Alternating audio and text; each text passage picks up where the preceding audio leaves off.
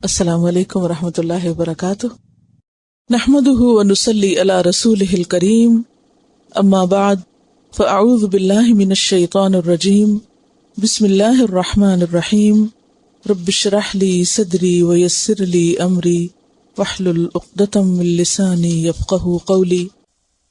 آیت نمبر 100، والسابقون الاولون من المہاجرین والانصار۔ والسابقون اور سابقون، سابقون سابق کی جمع ہے۔ سابق سین بے قاف سے سبقن، سبقن کا معنی ہوتا ہے آگے بڑھنا۔ تو یہ جو آپ کا سبق ہوتا ہے اس کا کیا معنی ہوتا ہے؟ یعنی آگے بڑھ گئے، ایک سیڑھی اور اوپر چڑھ گئے۔ تو سابق آگے بڑھنے والا اور سابقون آگے بڑھنے والے۔ کون سا اسم ہے؟ فاعل، سابق فاعل۔ الاولون اول کی جمع اولون، سابقون الاولون من المہاجرین جو مہاجرین میں سے ہیں، مہاجر کی جمع، والانصار اور انصار میں سے ہیں۔ مہاجرین اور انصار میں سے جو سب سے پہلے آگے بڑھنے والے ہیں۔ ایک تو ہوتا ہے نا کہ مقابلے پر بہت سے لوگ جا رہے ہیں تو ایک آگے نکل جائے، اور ایک ہے کہ کسی کام میں سب سے آگے بڑھ جائے اور پہل بھی کرے۔ اب یہ کون لوگ ہیں جن کا ذکر ہے یہاں کہ وہ مہاجرین میں سے بھی ہیں اور انصار میں سے بھی؟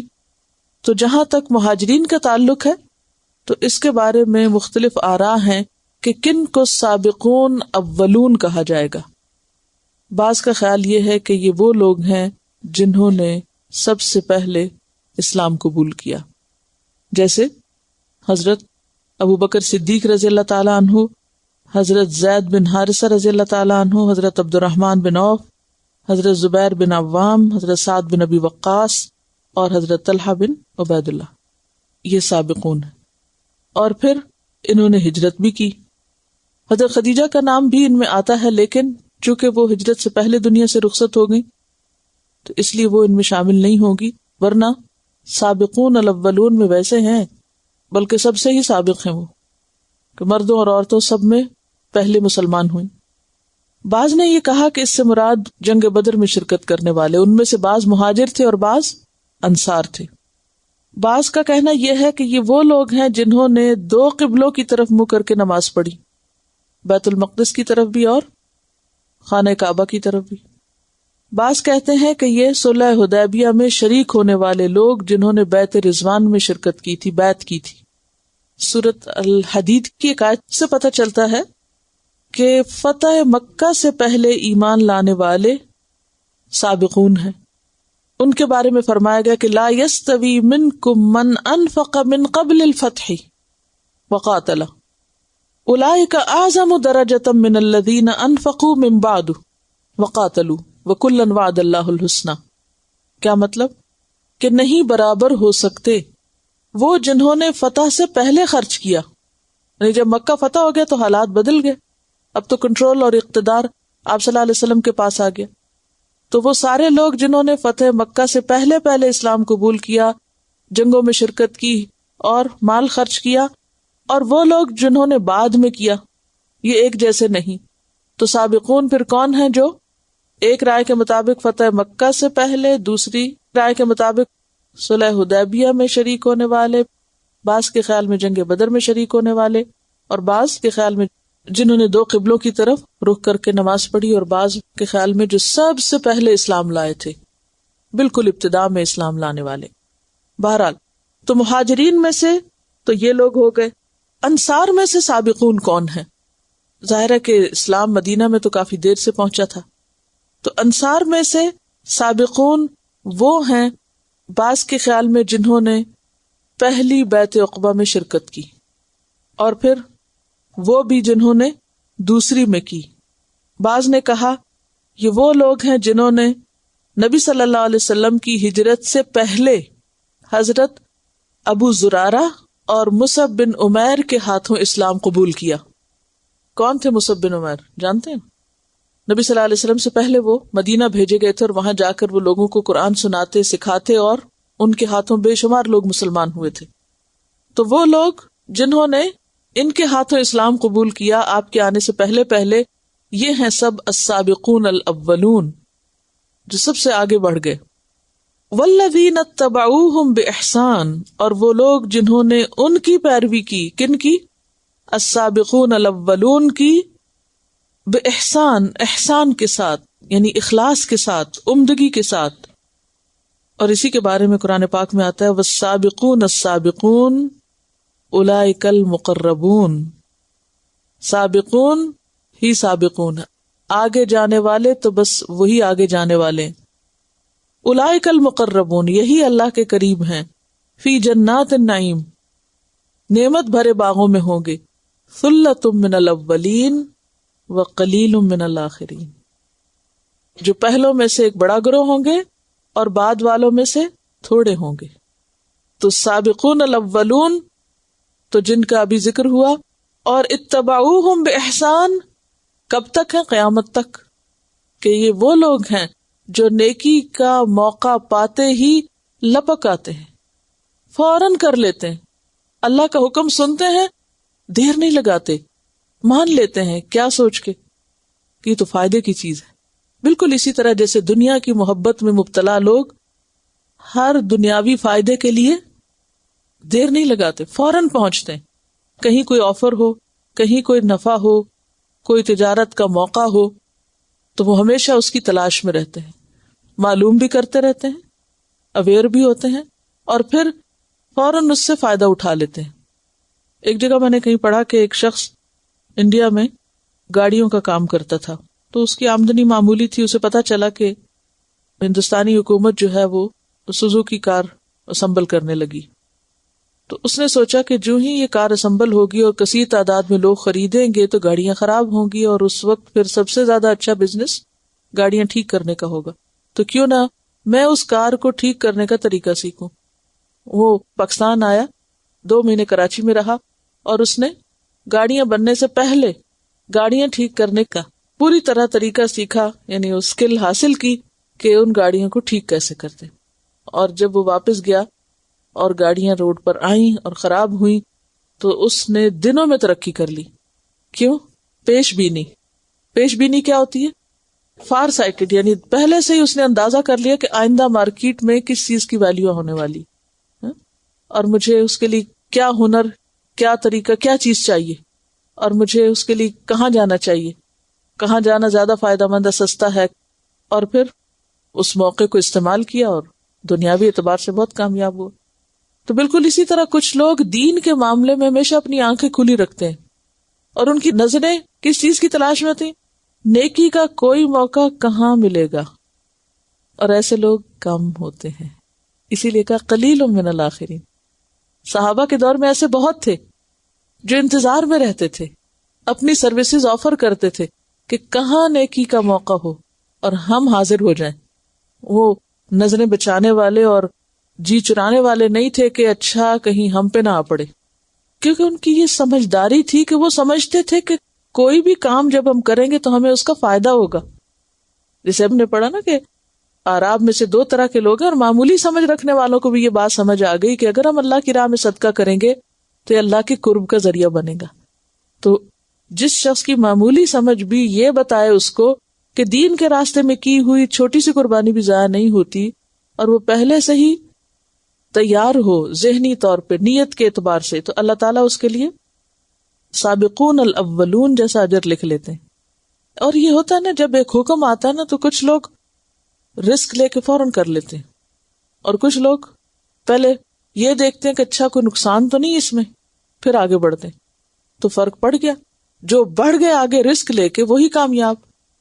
آپ صلی اللہ علیہ وسلم دنیا کی کامیاب ترین شخصیت ہیں، کامیاب ترین، کوئی دوسرا بندہ ان کے مقابل نہیں۔ لیکن کبھی آپ نے غور کیا کہ آپ کی کامیابی کے پیچھے کیا کیا چیزیں تھیں، اور اس میں کن کن اپرچونٹیز کو آپ نے استعمال کیا؟ تو اگر غور کیا جائے تو یوں محسوس ہوتا ہے جیسے آپ نے سب سے بڑے رسک لیے، آپ نے اپنے کام کے کرنے میں بہت بڑے بڑے رسک لیے، اور جتنے بڑے رسک لیے اتنی ہی بڑی کامیابی آپ کو ملی۔ رسک لینے کا مطلب یہ نہیں کہ پھر اس کے بعد انسان سو جائے، رسک جو لیتا ہے پھر وہ اس کے لیے اتنا ہی اپنے آپ کو پریپیئر بھی کرتا ہے۔ مثلا آپ دیکھیے کبھی آپ نے جنگ حنین کا پڑھا اسی صورت میں. جنگ حنین میں جب آپ جا رہے تھے اس طائف کے علاقے میں تو راستے میں بنو حوازن نے آپ کے اوپر تیر اندازی کی اور مسلمانوں کے قدم اکھڑ گئے اور ایک افراتفری پھیل گئی اور شکست ہونے لگی. اللہ کے رسول صلی اللہ علیہ وسلم نے سب کو بلا کے جمع کیا اور پھر الحمدللہ فتح ہوئی. اور اس کے بعد 6,000 لوگ پکڑے گئے. یہ وہ لوگ تھے جن کے تیروں سے آپ کی فوج تتر بتر ہو گئی تھی اور شکست ہونے کے قریب تھی، جو آپ کی جان کے دشمن تھے. اور پھر آپ دیکھیں کہ آپ نے انہی لوگوں کو آزاد کیا، سواریاں مہیا کی واپس جانے کو. کیا یہ رسک نہیں تھا؟ یہ کل کے دشمن یہ میرے ہاتھوں پکڑے گئے ہیں، ان کو میں چھوڑ دوں تو یہ تو پھر دعویٰ بول دیں گے، لیکن آپ نے رسک لیا اور آپ کا یہ احسان ان کے دلوں کو بدل گیا. سمامہ بن اسال کی کہانی، وہ جو فرد واحد تھے، وہ قبیلے کے سردار تھے، سخت دشمن تھے مسلمانوں کے، اور انہوں نے مسلمان ہو کے اقرار بھی کیا کہ اس سے پہلے آپ اور آپ کا شہر مجھے دنیا کی سب سے ناپسندیدہ چیز لگتی تھی، اور جب آپ نے مجھے معاف کیا تو اب آپ سے زیادہ محبوب کوئی ہے نہیں. کیونکہ انسان جو ہوتے ہیں نا، وہ کوئی پتھر کے اسٹیچوز نہیں ہوتے، ان کے اندر اللہ نے دل رکھا ہوتا ہے. جب آپ کسی کے ساتھ اچھا کرتے ہیں تو یہ ہو نہیں سکتا کہ کوئی آپ کے لیے پھر اچھا نہ کرے، لیکن اس میں رسک لینا پڑتا ہے. بہت سے لوگ رسک لینے کو تیار نہیں ہوتے، لہذا کامیاب بھی نہیں ہوتے. ہر بڑی کامیابی کے پیچھے بڑا رسک ہوتا ہے، بڑا خطرہ. لیکن یہ خطرہ کون اٹھاتا ہے، مول لیتا ہے؟ جس کو محنت کی عادت ہو اور جو اللہ پہ بھروسہ کرتا ہو. اور ایسے لوگوں کو اللہ لیٹ ڈاؤن نہیں کرتا، جو اپنے ذمے کا فرض پورا کر لیں، اپنے بس کی محنت اور اللہ پہ توکل. تو یہاں بھی آپ دیکھیں کہ سابقون الاولون جنت میں بھی سب سے پہلے ہوں گے. سورۃ الواقعہ میں بہت خوبصورت ڈسکرپشن آتی ہے کہ جب ان کی موت کا وقت آتا ہے تو فرشتے حاضر ہوتے ہیں تو روح و ریحان و جنت النعیم کی خوشخبری آتی ہے ان کے لیے. اور پھر صرف وہ نہیں ہے جو اس دور میں ہوئے اور گزر گئے اور اب چانس ختم ہے سابقون بننے کا، اب بھی چانسز ہیں. وہ صرف بدو والی حدیث پہ راضی نہ ہو جائیں، اب بھی چانسز ہیں کس بات کے کہ آپ نیکی میں آگے بڑھ جائیں. کیونکہ یہاں پر فرمایا والذین اتبعوہم بإحسان، جنہوں نے احسان کے درجے پر سابقون الاولون کی پیروی کی، انہی مثالوں کو فالو کیا جو نیکی کی اونچائی پر پائی جانے والی شخصیتوں کو اپنا آئیڈیل قرار دیتے ہیں. وہ نچلے درجے پر راضی نہیں ہوتے، وہ دیکھتے ہیں سب سے آگے کون تھا. صراط الذین انعمت علیہم، پھر درجات ہے نا، وَلِكُلٍّ دَرَجَاتٌ مِّمَّا عَمِلُوا، ہر ایک کے درجے، جنت کے بھی درجے. پھر اسی طرح آپ دیکھتے ہیں کہ نفاق کے بھی درجے، شرک کے بھی درجے، کفر کے بھی درجے، فسق کے بھی درجے، ہر چیز درجوں میں ہے، سب ایک لیول پہ نہیں ہوتے. تو یہاں پر اللہ تعالیٰ اور بہت سے منافقین کی کیٹیگریز بیان کرنے کے بعد اب یہاں السابقون کی ہائیسٹ کوالٹی کے لوگوں کی صفت بیان کر رہے ہیں کہ وہ کون ہیں جو پہلوں میں بھی ہیں اور پچھلوں میں بھی ہیں. کیونکہ سورۃ الجمعہ آیت 3 میں بھی آتا ہے وَآخَرِينَ مِنْهُمْ لَمَّا يَلْحَقُوا بِهِمْ، اور ان میں سے کچھ دوسرے جو ابھی ان سے نہیں ملے. یعنی ایسی شخصیتیں بعد کے ادوار میں بھی ہوں گی جو ابھی پیدا نہیں ہوئی. سورۃ الحشر کی آیت 10 میں آتا ہے وَالَّذِينَ جَاءُوا مِن بَعْدِهِمْ، وہ لوگ جو ان کے بعد آئے یعنی پہلوں کے بعد، یقولون ربنا اغفر لنا ولإخواننا الذین سبقونا بالایمان، وہ دعائیں مانگتے ہیں یا رب ہمیں بھی بخش دے اور ہمارے ان بھائیوں کو بھی بخش دے جو ہم سے پہلے ایمان لا چکے. پھر سورۃ انفال 75 میں بھی آپ نے پڑھا والذین آمنوا من بعد وہاجروا وجاہدوا معکم فاولئک منکم، بعد میں آنے والے لیکن انہوں نے بھی وہی کام کیے جو تم نے کیے، لہذا وہ تمہیں میں سے. آپ نے ایک حدیث پڑھی تھی کہ ان کا ایمان 50 کے برابر ہوگا، تم جیسے 50 کے برابر ہوگا. تو اس سے یہ پتہ چلتا ہے کہ ہر دور میں نیکی کمانے کے چانسز موجود ہیں. یہ جو ہم ہر وقت بہانے کرتے رہتے ہیں نا، آج کا دور اور یہ ملک اور یہ شہر اور یہ سب بیکار کے بہانے ہیں. سب سے بڑی مشکل ہم خود ہیں، سب سے بڑی رکاوٹ ہماری اپنی ذات کے اندر ہے. جب تک ہم اپنی ذات کا بت نہیں توڑیں گے، نیچے نہیں آئیں گے، خود پہ خود قابو نہیں پائیں گے، کامیاب نہیں ہو سکتے. اور جو اپنے آپ کو قابو کر گیا، اپنے سے کام کروا گیا، وہی دراصل کامیاب ہے۔ تو ان لوگوں کے لیے اللہ نے کیا فیصلہ کیا؟ رضی اللہ عنہم ورضوا عنہ، اللہ ان سے راضی ہو گیا۔ ان آگے جانے والوں سے اور ان کی پیروی کرنے والوں سب سے اللہ راضی ہے۔ ورضوا عنہ، اور وہ اس سے راضی ہیں، اللہ کے فیصلوں پہ راضی ہیں۔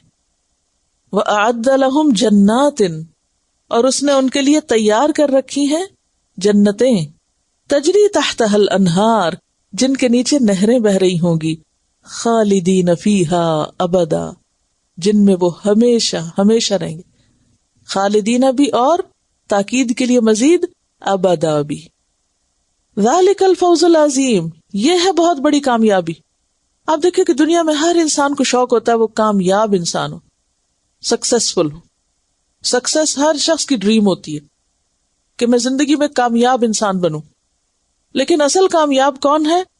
جو اس طریقے پہ چلنے والا ہو، جو نیکی کے کاموں میں فیصلہ کرنے میں دیر نہ لگائے، رسک لے، آگے بڑھ جائے، محنت کا حق ادا کرے اور اللہ پہ بھروسہ کرے۔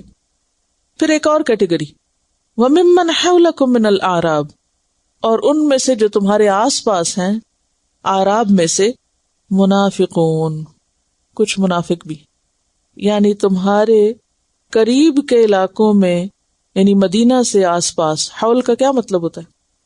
سال کے لیے بھی حول کا لفظ استعمال ہوتا ہے نا، گھومنا، گرد، ما حولہ، پہلے پارے میں پڑھ چکے ہیں آپ۔ تو حولکم، تمہارے آس پاس، یعنی مدینہ سے دور نہیں، قریب۔ ایک تو وہ تھے نا جو دور دراز جنگلوں میں رہتے تھے، اور ایک جو قریب قریب رہتے تھے، فرمایا ان میں بھی منافق ہیں۔ ومن اہل المدینہ، اور مدینہ والوں میں سے بھی منافق ہیں۔ مردوا علی النفاق، یہ ایسے ہوشیار ہیں کہ جو نفاق پر ماہر ہو چکے ہیں، عادی ہو گئے۔ مردو کا لفظ جو ہے مردن سے ہے، میم رے دال۔ مردن کہتے ہیں ہموار اور چکنی چیز کو۔ ایک اور معنی نافرمان اور سرکش ہونا، جیسے شیطانم مریدا، من کل شیطان مارد، مارد اور مرید بھی آتا ہے۔ تو مرید کا کیا معنی ہے؟ سرکش، سورۃ النساء میں پڑھ چکے ہیں آپ۔ تو مردو کیا ہے؟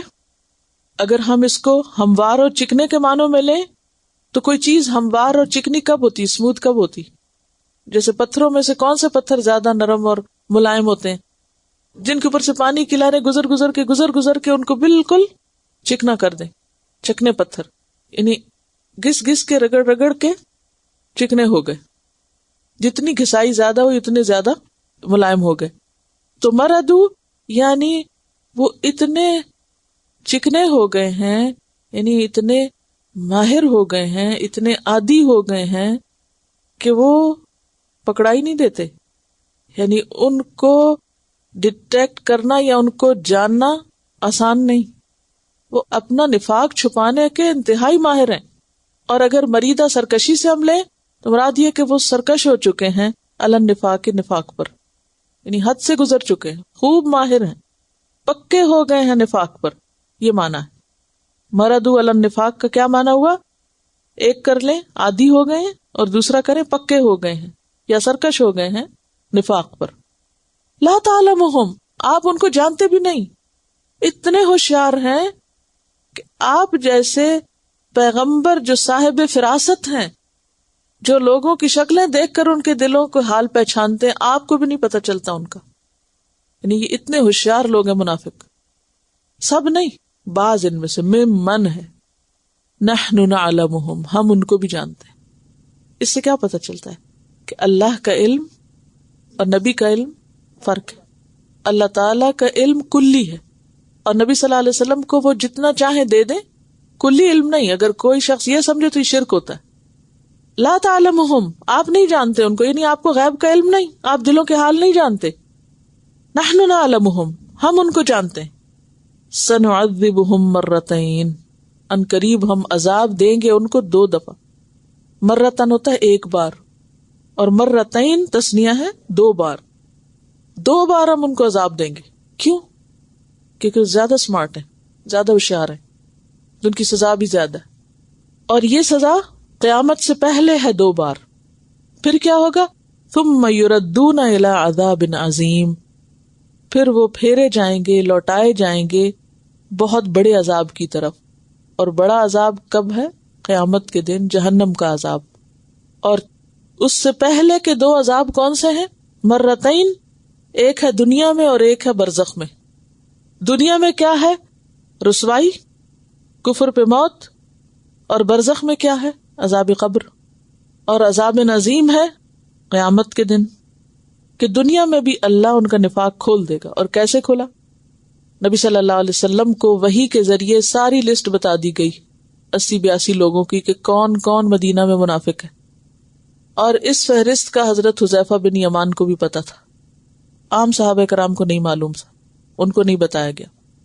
اور ویسے ہی اپنے علامتوں سے پہچانے جاتے تھے. اور سب سے بڑی علامت کیا تھی کہ غزوہ تبوک پہ نہیں گئے تھے، اسی سے ہی پتہ چل گیا. لیکن یہ ایسی قسمیں کھاتے، ایسی باتیں کرتے کہ لوگ پھر دھوکے میں پڑ جاتے. یہ تو بڑے سچے پکے مسلمان ہیں، ہمیں تو یقین نہیں آتا کہ ان کے اندر کوئی منافقت ہو سکتی ہے.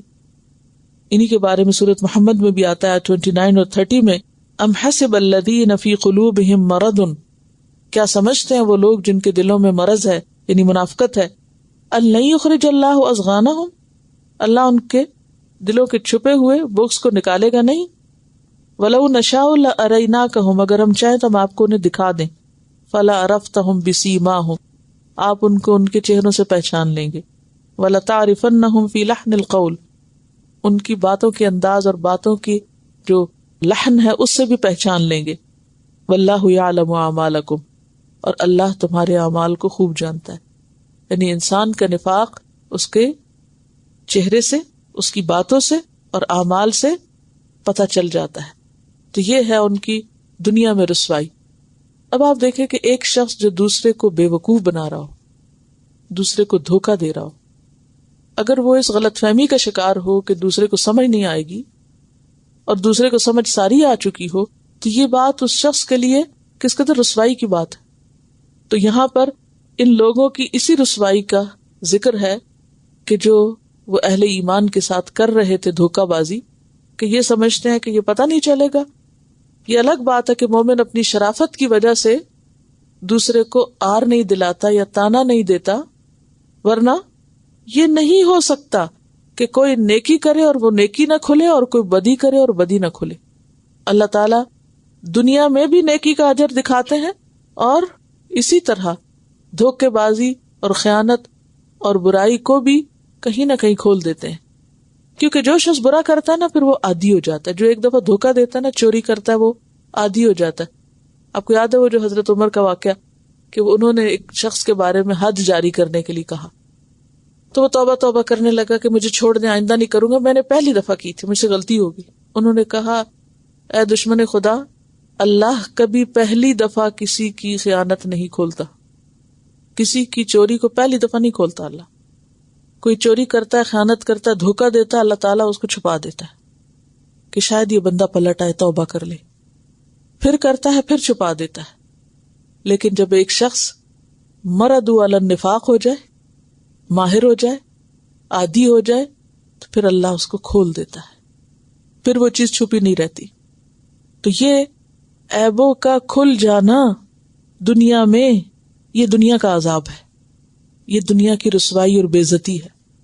اور اسی طرح کیونکہ اپنے آپ کو منافق مسلمان بتاتے تھے، لہٰذا انہیں نمازیں بھی پڑھنی پڑتی، یہ بھی ان کے لیے ایک مصیبت تھی. اب دیکھیں نا، ایک شخص کے دل میں نماز کی کوئی ویلیو نہ ہو اور نہ وہ اللہ کے لیے پڑھے اور نہ اس کا آخرت پہ کوئی یقین ہو اور وہ نمازیں بھی پڑھ رہا ہو، تو یہ کتنا مشکل کام ہے. یہ بھی تو سزا ہی ہے نا. پھر زکوٰۃ بھی دینی پڑتی تو وہ بھی ایک چٹی تھی. تو یہ دنیاوی سزائیں تھی. مومن کے لیے عبادت کیا ہوتی ہے؟ خوشی کا ذریعہ ہوتی ہے، سکون کا ذریعہ ہوتی ہے. مومن کے لیے عبادت یعنی ایک ایسی چیز ہوتی ہے جس میں اگرچہ اس کو محنت اور قربانی کرنی پڑتی ہے، مگر اس کے صلے میں اس کو جو خوشی نصیب ہوتی ہے وہ اگلی دفعہ اور خوشی سے کام کرتا ہے، وہ اور خوشی سے کرتا ہے. نبی صلی اللہ علیہ وسلم نے اسی کے بارے میں فرمایا کہ نماز میری آنکھوں کی ٹھنڈک ہے. منافق کی آنکھ کی ٹھنڈک تو نماز نہیں ہو سکتی. وہ تو انہا لکبیرۃ الا علی الخاشعین.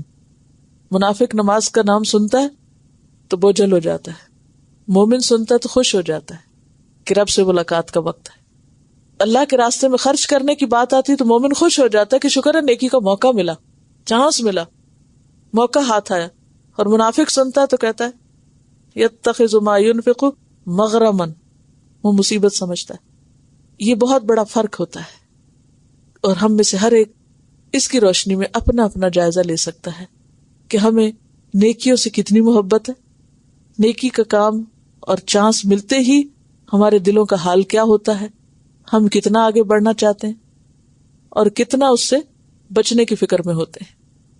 پھر ایک اور گروہ کا ذکر، وآخرون اعترفوا بذنوبہم، کچھ اور لوگ بھی ہوتے ہیں جو سابقون الاولون نہیں ہوتے، بین ہوتے ہیں. اور کچھ دوسرے لوگ ہیں اعترفوا بذنوبہم، جنہوں نے اعتراف کر لیا اپنے گناہوں کا. آخرون جمع ہے آخر کی، کچھ دوسرے. روایات میں آتا ہے کہ یہ 7 لوگ تھے، ابو لبابہ اور ان کے 6 ساتھی، جو منافق نہیں تھے، مسلمان تھے، بس سستی کی وجہ سے نہ جا سکے، ساتھ نہیں گئے. اور چونکہ چھوڑا کسی کو بھی نہیں گیا، سب کا حال کھولا گیا. ان کا حال بھی بتایا گیا کہ انہوں نے کیا کیا، کہ قوت فیصلہ کی کمزوری کی وجہ سے یا دنیاوی کاموں میں مشغولیت یا محض سستی کی وجہ سے ہی پیچھے رہ گئے. لیکن انہوں نے اپنی غلطی کا اعتراف کر لیا. اعترفوا بذنوبہم، کیسے اعتراف کیا؟ جب نبی صلی اللہ علیہ وسلم مدینہ واپس تشریف لائے اور ان کو پتا چلا تو انہوں نے جا کر اپنے آپ کو مسجد کے ستونوں سے باندھ دیا اور قسم کھا لی کہ نہ کھائیں گے، نہ پیئیں گے، نہ سوئیں گے جب تک ہمیں معاف نہ کیا جائے، کیونکہ ہم سے غلطی ہو گئی. یہ مخلص مومن تھے، لیکن ارادے کے کمزور، اس بنا پر غلطی ہو گئی. لیکن غلطی ہوئی تو برداشت نہ کر سکے، اعتراف کیا. اور یہ صرف یہی مثال نہیں، اور بھی کئی مثالیں ملتی ہیں. مثلا ایک عورت سے ایک برا کام ہو گیا تو وہ نبی صلی اللہ علیہ وسلم کے پاس آگے کہنے لگی، یا رسول اللہ صلی اللہ علیہ وسلم مجھ پہ حد جاری کیجیے، مجھ سے گناہ ہو گیا ہے. آپ نے ادھر منہ پھیرا، وہ ادھر آ گئی، آپ نے ادھر منہ پھیرا، وہ ادھر آ گئی کہ نہیں مجھے سزا دیجیے اس لیے کہ مجھ سے غلطی ہوئی، مجھے سزا چاہیے. یہ بھی تو ایک ایمان کی علامت ہے نا، کہ ایک شخص اپنے آپ کو خود سزا کے لیے پیش کر دے. تو بہرحال وہ ایک طویل قصہ ہے جس میں پتہ چلتا ہے کہ وہ حاملہ تھی، پھر آپ نے کہا کہ جب وضع حمل ہو جائے پھر آنا، پھر وہ آئی، پھر وہ بچے کو دودھ پلانے کی عمر گزری، پھر وہ آئی، پھر اس کے بعد اس کو رجم کیا گیا. تو بات یہ ہے کہ کچھ لوگ ایسے ہوتے ہیں کہ جن سے انسان ہونے کے ناطے گناہ تو ہو جاتا ہے، لیکن پھر وہ اپنے آپ کو نہیں معاف کرتے جب تک کہ اس کا کفارہ نہ کر بیٹھے. اور یہ ہر انسان کا اپنا معاملہ ہے، کوئی کسی سے کچھ نہیں کرا سکتا، ہر شخص خود کو خود پہچانتا ہے. یہاں ایسے لوگوں کا ذکر ہے کہ جنہوں نے خلطوا عملا صالحا، ملے جلے کیے اچھے کام، وآخر سیئا، اور کچھ دوسرے برے کام، جن کے عمل مکسڈ تھے. یہ دوسری کیٹیگری. خلط ملت کیا ہوتا ہے؟ ملا جلا ہونا. کچھ نیک عمل تھے، یعنی پچھلی جنگوں میں شریک ہوتے رہے تھے، اپنے فرائض پہلے پورے کرتے رہے، پھر انسان ہے غلطی ہو گئی. وآخر سیئا، جنگ تبوک میں نہیں گئے. اور سیئا کا لفظ سوء سے نکلا ہے، سین واو حمزہ. سوء کہتے ہیں برے کام کو، وہ چیز جو انسان کو غم میں ڈال دے، چاہے دنیا کی ہو یا آخرت کی. فرمایا عسى اللہ، امید ہے کہ اللہ ان یتوب علیہم، ان پہ مہربان ہوگا. ان اللہ غفور الرحیم، کیونکہ اللہ غفور الرحیم ہے. اب ان لوگوں کے لیے ہوتا ہے اللہ غفور الرحیم، کہ جو غلطی کر کے اعتراف کریں اور اپنے لیے خود ہی سزا تجویز کریں اور دنیا میں جیتے جی اپنی غلطیوں کا کفارہ کر کے جائیں. ایسے لوگوں کو اپنی آخرت کے لیے امید ہو سکتی ہے کہ اللہ ان پر مہربانی کرے گا، کیونکہ ان رحمت اللہ قریب من المحسنین، اللہ کی رحمت محسنین کے قریب ہے. اصل میں 2 طرح کے لوگ ہوتے ہیں نا، ایک وہ جو غلطی ہو جاتی ہے ان سے لیکن وہ ماننے میں دیر نہیں لگاتے، وہ کہتے بھی غلطی ہو گئی ہم سے. ایسے لوگ ہمبل ہوتے ہیں، عاجز ہوتے ہیں، وہ جھک جاتے ہیں، وہ رو پڑتے ہیں اور اللہ ان کو معاف کر دیتا ہے. اور کچھ لوگ ہوتے ہیں غلطی ہو جائے تو ماننے کو تیار نہیں، دوسروں کو بلیم کریں گے، دوسروں پہ ڈالیں گے، اصرار کریں گے، اس کو جھوٹ سے چھپائیں گے، جیسے منافقین کا طریقہ تھا کہ ایک تو وہ ساتھ نہیں گئے اور الٹا اوپر سے جھوٹ بول کے اور جھوٹی قسمیں کھا کے اور اللہ کے نام کی جھوٹی قسمیں کھا کے اپنا عیب چھپانے کی کوشش کر رہے تھے. تو اللہ نے وہ بھی کھول دیا، یہ جھوٹے ہیں۔ تو ایسے لوگ دراصل انا کا شکار ہوتے ہیں۔ جیسے شیطان نے غلطی نہیں مانی، کہا فَبِمَا أَغْوَيْتَنِي، چونکہ تو نے مجھے گمراہ کیا، حالانکہ گمراہ کہاں کیا تھا، وہ بھی ایک جھوٹی بات تھی۔ اللہ نے تو سیدھا سیدھا حکم دیا تھا سجدہ کرو، تو اس نے اس کو کچھ سے کچھ بنا دیا۔ تو میں بھی اب تیرے بندوں کو ضرور بہکاؤں گا۔ یہ ہے متکبرانہ روش، اور جو تکبر کرے اس کے لیے کوئی بخشش نہیں، کوئی چھوٹ نہیں، اس کے گناہوں کی معافی نہیں۔ جتنا ایمان زیادہ ہوگا اتنا انسان کے اندر جرت زیادہ ہوگی۔ پھر انسان ہے، ہر وقت بھی ایمان کا لیول اوپر نہیں ہوتا، اوپر ہونے کے بعد نیچے آنے کا بھی ہوتا ہے ڈر، اور آتا رہتا ہے، اور اس پہ ماحول کی بعض وجوہات ہو سکتی ہیں، ایک اور اسباب ہو سکتے ہیں، انسان کا نفس ہے، پریشرز ہیں لوگوں کے، کئی مسائل ہیں، شیطان ہے، اور انسان اوپر جاتے جاتے پھر ٹھوکر کھا جاتا ہے، پھر بعض اوقات نیچے ہو جاتا ہے، لیکن پھر وہ کوشش کرتا ہے پھر اوپر جانے کی۔ تو یہ انسانی کمزوریاں جب تک انسان زندہ ہے اس کے ساتھ ہے۔ کوئی کبھی یہ نہیں کہہ سکتا کہ میں اب تک اتنی قربانیاں کر چکا ہوں تو اب آئندہ تو شاید میں کچھ بھی نہ غلطی کروں، نہیں، کبھی بھی ہو سکتی۔ اصل چیز ہے کہ انسان کا ضمیر زندہ رہے، اور جب بھی وقت آئے وہ مان جائے، ماننے میں دیر نہ لگائے، جیسے ان صحابہ کرام نے کیا، دیر نہیں لگائی، آپ کے پہنچنے سے پہلے اپنے آپ کو باندھ لیا رسیوں سے، خود باندھا، اور کہا نہ کھائیں گے نہ پیئیں گے نہ سوئیں گے جب تک معافی نہ مل جائے۔ تو ایسے لوگوں کو اللہ تعالیٰ پھر معاف کر دیتا ہے۔ صحیح بخاری میں ایک روایت ہے سمرہ بن جندب سے کہ معراج کی ایک تفصیلی حدیث میں آتا ہے کہ 7ویں آسمان پر جب آپ صلی اللہ علیہ وسلم کی ملاقات حضرت ابراہیم علیہ السلام کے ساتھ ہوئی، ابھی بخاری کی روایت ہے، تو ان کے پاس کچھ لوگ دیکھے جن کے چہرے سفید تھے، کچھ ایسے تھے کہ ان کے چہروں میں کچھ داغ دبے تھے، اور یہ دوسری قسم کے لوگ تھے۔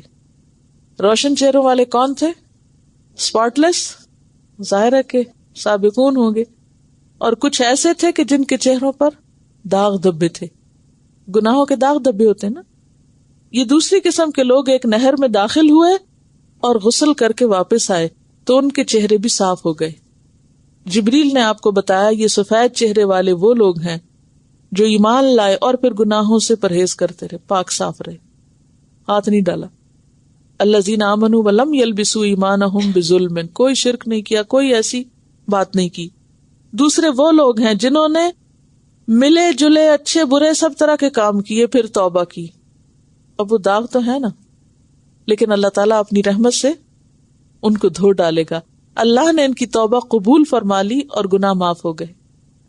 اور ایک اور قسم بھی آتی ہے لوگوں کی کہ گناہوں کی وجہ سے جن کی معافی نہیں ہوگی وہ جہنم میں جائیں گے، لیکن جلنے کے داغ ان کے اوپر رہ جائیں گے، حتیٰ کہ جب وہ جنت میں داخل ہوں گے جب بھی وہ داغ نظر آئیں گے، اور ان کو اہل جنت جہنمیون کہیں گے، اور پھر بالآخر ان کے بھی داغ چلے جائیں گے، یعنی آخر میں پھر وہ بالکل سب ٹھیک ہو جائیں گے۔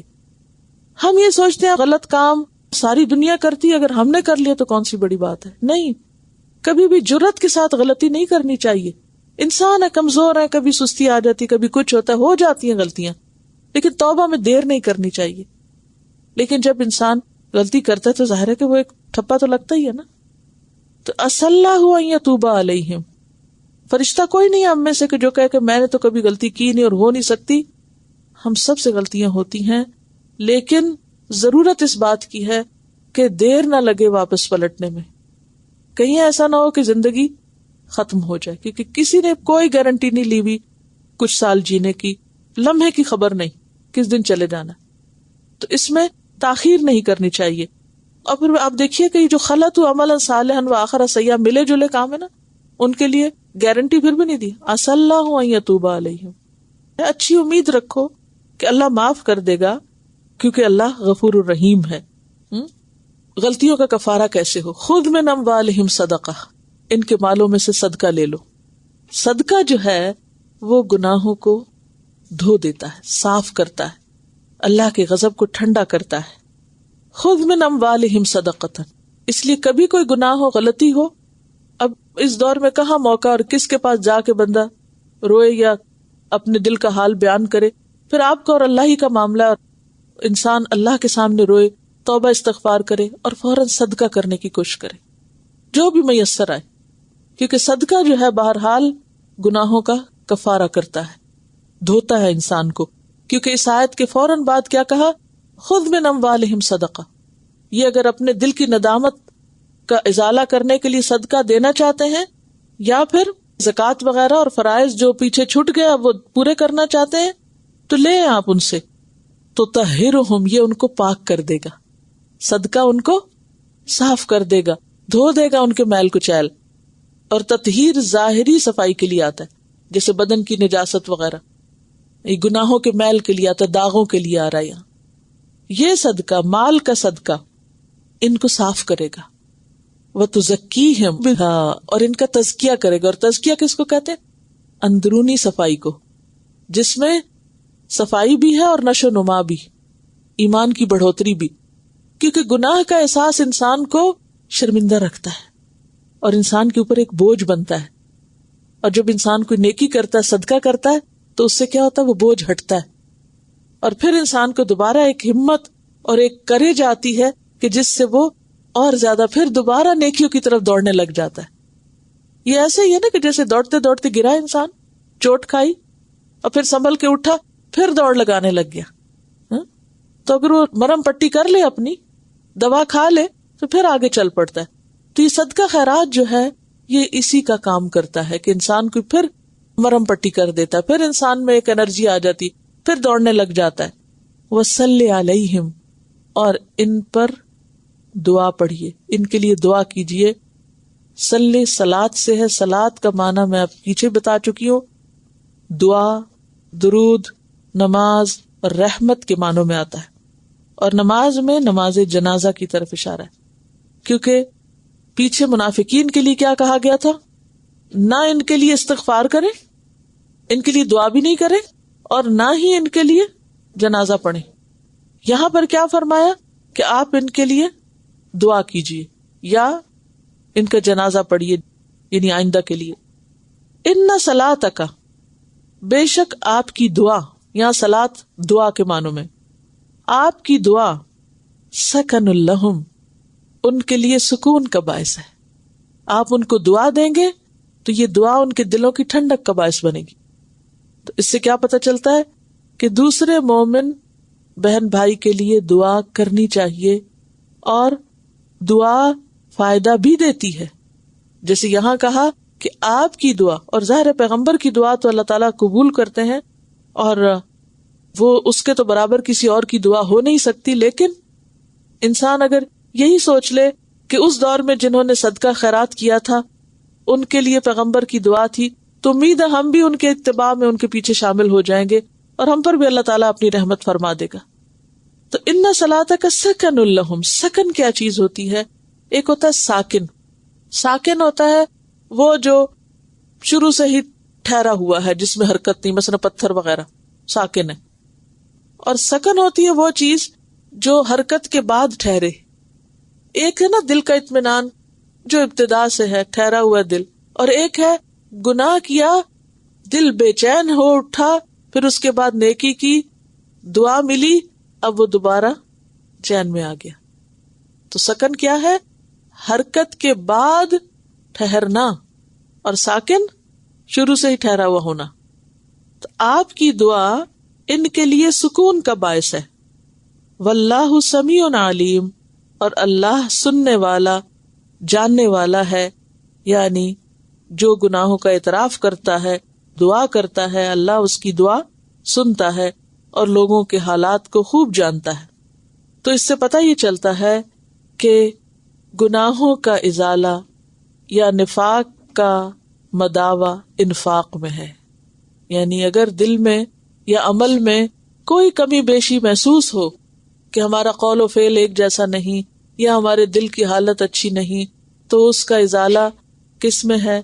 صدقہ اور دعا میں. اور اللہ دعائیں سننے والا ہے، دلوں کے حال جاننے والا ہے. جو صدقہ کرے گا، دعا کرے گا اپنے لیے، دوسروں کے لیے، یا دوسروں کی دعا لے گا، اس کے لیے برکتوں اور رحمتوں کے دروازے کھل جائیں گے. اب آپ دیکھیے کہ انسان کو ہمیشہ کام ایسا کرنا چاہیے کہ جس کی وجہ سے دوسروں کے دل سے خود ہی دعا نکلے. دیکھیں نا، جب آپ کسی دکھی کی مدد کرتے ہیں، کسی کے کام آتے ہیں، کسی کے ساتھ اچھا کرتے ہیں، دوسرے کا دل خوش ہوتا ہے، وہ خود ہی دل سے دعا دیتا ہے آپ کو. آپ کو کہنے کی بھی ضرورت نہیں ہوتی. یہاں یہ نہیں کہا کہ آپ جا کے پیغمبر سے کہے کہ آپ ہمارے لیے دعا کیجئے، ان کو پتا ہے ہم یہ کریں گے تو ہمیں دعائیں ملیں گی.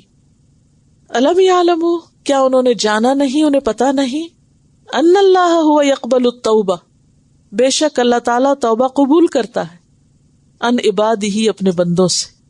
اللہ اپنے بندوں کی توبہ قبول کرتا ہے، کیا انہیں معلوم نہیں؟ وَيَأْخُذُ الصَّدَقَاتِ، اور صدقات لیتا ہے، یعنی قبول کرتا ہے. یعنی جب کوئی صدقہ کرتا ہے تو اللہ تعالیٰ اسے قبول کرتا ہے. اور حدیث میں اس کی مزید وضاحت آتی ہے. کیسے؟ صحیح مسلم کی اور بخاری کی روایت ہے، اللہ تعالیٰ تمہارے صدقے کی اس طرح پرورش کرتا ہے جس طرح تم میں سے کوئی شخص اپنے گھوڑے کے بچے کی پرورش کرتا ہے، یعنی بہت کیئر کے ساتھ، حتیٰ کہ ایک کھجور کے برابر صدقہ احد پہاڑ کی طرح ہو جاتا ہے. ایک اور روایت میں آتا ہے کہ اللہ تعالیٰ دائیں ہاتھ سے لیتا ہے، یعنی دائیں ہاتھ برکت اور امپورٹنس کی علامت ہے نا. انسان جب سچے دل سے صدقہ کرتا ہے تو اللہ تعالیٰ خود اس کو لیتا ہے اور پھر اس کو رکھ نہیں دیتا بلکہ اس کو بڑھاتا ہے، اس کی پرورش کرتا ہے، کیئر کرتا ہے، اور اس کو بڑھاتے بڑھاتے بڑھاتے ایک لقمے کا اجر پہاڑ جتنا کر دیتا ہے. یأخذ الصدقات وَأَنَّ اللَّهَ هُوَ التَّوَّابُ الرَّحِيمُ، اور بے شک اللہ تعالیٰ وہ بہت توبہ قبول کرنے والا، بہت مہربان ہے. تواب کون سا صیغہ ہے؟ کس وزن پر ہے؟ فعال کے وزن پر، مبالغے کا صیغہ ہے. اور اس کا معنی کیا؟ بہت زیادہ توبہ قبول کرنے والا ہے. یعنی بندوں کو مایوس نہیں ہونا چاہیے. غلطیاں تو ہر ایک سے ہوتی ہیں، لیکن کرنے کے بعد پلٹنا فوراً چاہیے. وَقُلِ اعْمَلُوا، پھر دوبارہ وہی کہا جا رہا ہے، اور کہہ دیجیے عمل کرو، کر کے دکھاؤ کچھ. وَقُلِ اعْمَلُوا، جو اب تک نہیں کیا اب کرو. فَسَيَرَ اللَّهُ عَمَلَكُمْ، پس ان قریب دیکھے گا اللہ تمہارے عمل. وَرَسُولُهُ، اور اس کے رسول بھی، نبی صلی اللہ علیہ وسلم بھی، یعنی اس دور کے لیے. وَالْمُؤْمِنُونَ، اور سارے مومن بھی، یعنی وہ منافق یا وہ لوگ جنہوں نے اپنی غلطیوں کی وجہ سے اپنا امیج خراب کیا ہے، وہ اس امیج کو ٹھیک کر لیں. کس طرح؟ اچھے عمل کر کے. اگر آج تک اللہ کو ناراض کرنے والے کام کیے ہیں تو اب اچھے کام کر کے اللہ کو راضی کر لیں. آج تک اگر تم رسول صلی اللہ علیہ وسلم کی نگاہوں میں مجرم تھے تو اب اس کو اچھی حالت میں بدل دیں. تو یہ ہے اسلام کی خوبصورتی کہ کبھی بھی بندے کو مایوس نہیں ہونے دیتا. جب بندے کو احساس ہو جائے کہ میں غلط ہوں تو اللہ تعالیٰ اس کے لیے دروازہ کھول دیتا ہے کہ آؤ توبہ کرو اور اچھے لوگوں میں شامل ہو جاؤ. وَسَتُرَدُّونَ إِلَىٰ عَالِمِ الْغَيْبِ وَالشَّهَادَةِ، اور ان قریب تم لوٹائے جاؤ گے، یعنی مرنے کے بعد، طرف اس ہستی کے جو عالم الغیب اور شہادہ ہے، یعنی جو چھپی ہوئی چیزیں ان کو بھی جانتا ہے اور جو سامنے ہے سب کھلا ہے اس کو بھی جانتا ہے. فَيُنَبِّئُكُمْ، پھر وہ بتائے گا تم کو، کیا؟ بِمَا كُنْتُمْ تَعْمَلُونَ، جو کچھ تم عمل کرتے رہے ہو. یعنی قیامت کے دن سارے اعمال تمہارے سامنے آ جائیں گے. وَآخَرُونَ، اب ایک اور کیٹیگری. اب آپ دیکھ رہے ہیں سورۃ توبہ کا انداز، پوری سوسائٹی کو کھنگال کے رکھ دیا گیا، ہر ایک کا حال بتا دیا گیا کہ کون کہاں کھڑا ہے. وَآخَرُونَ، اور کچھ اور بھی ہیں، مُرْجَوْنَ لِأَمْرِ اللَّهِ، جو ڈھیل دیے گئے ہیں اللہ کے فیصلے کے لیے. مرجون کا لفظ مرجا کی جمع ہے، روٹ ہے رے جیم واو. رجا کا لفظ تو پڑھا ہی ہوگا نا، کس کو کہتے رجا؟ امید کو. ایسا ظن جس میں مسرت حاصل ہونے کا امکان ہو، یعنی امید. مرجا سے یعنی جس کا معاملہ ٹال دیا جائے، جیسے حسنا لکھتے ہیں یہ کھڑی زبر کے، وہ جس کا معاملہ ٹال دیا جائے، ملتوی کر دیا جائے، یعنی فوری سزا نہ دی جائے. کچھ ایسے ہیں جن کا معاملہ ملتوی کر دیا گیا. اشارہ ہے پیچھے رہنے والوں میں سے ان 3 لوگوں کی طرف جو محض سستی کی وجہ سے ساتھ نہ جا سکے تھے، آج کل کرتے ہوئے پیچھے رہ گئے. اشارہ ہے مرارہ بن ربی، کعب بن مالک اور ہلال بن امیہ کی طرف. یہ مخلص مسلمان تھے، بس صرف سستی کی وجہ سے نہیں جا سکے. جب نبی صلی اللہ علیہ وسلم واپس لوٹے، منافقین نے آ کے جھوٹ بولا، انہوں نے سچی بات کر دی کہ ہمارے پاس کوئی بہانہ نہیں، یہ ہماری غلطی ہے. اور پھر انہوں نے معافی مانگی تو کہا کہ یہ اللہ تعالیٰ ہی معاف کر سکتا ہے، اور ان سے کہا کہ تم انتظار کرو. اس کا اگلے سبق میں ذکر آئے گا تو وہاں ڈیٹیل میں دیکھیں گے کہ کیا معاملہ ملتوی ہوا اور پھر بالآخر انجام کیا ہوا. سورۃ التوبہ کی آیت نمبر 118 118 آیت میں وَعَلَى الثَّلَاثَةِ الَّذِينَ خُلِّفُوا حَتَّى إِذَا ضَاقَتْ عَلَيْهِمُ الْأَرْضُ بِمَا رَحُبَتْ، وہاں اس کی تفصیل آئے گی انشاءاللہ. کچھ دوسرے بھی ہیں جن کا معاملہ ابھی پوسٹ پون کر دیا گیا، ملتوی ہے، اللہ کے فیصلے کے انتظار میں ہے. اما یعذبہم، خواہ وہ ان کو عذاب دے، یہ اللہ کی مرضی، و اما یتوب علیہم، خواہ ان پہ مہربان ہو.